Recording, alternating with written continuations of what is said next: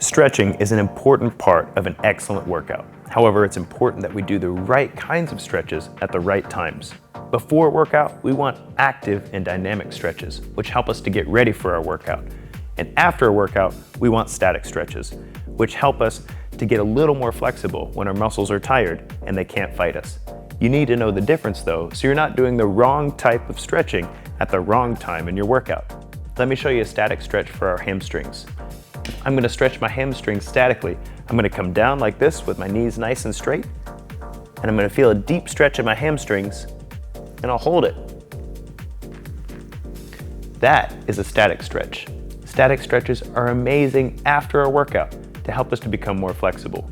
But if I'm going to do some work with my hamstring, like sprinting, or deadlifts, or squats, then I shouldn't do a static stretch before I do those things.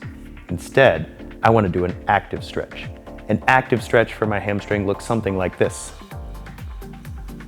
An active stretch moves the hamstring through the full range of motion with no load and no resistance.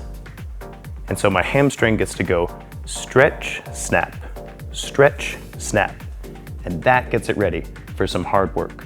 If I want to move into a dynamic stretch mimics the movement that I'm about to do under load.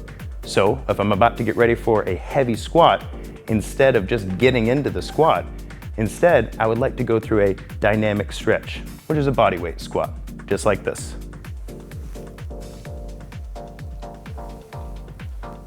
I'm not trying to work too hard here. I'm just dynamically stretching the muscle to prepare it for excellent movement. Don't be caught doing the wrong stretches at the wrong times.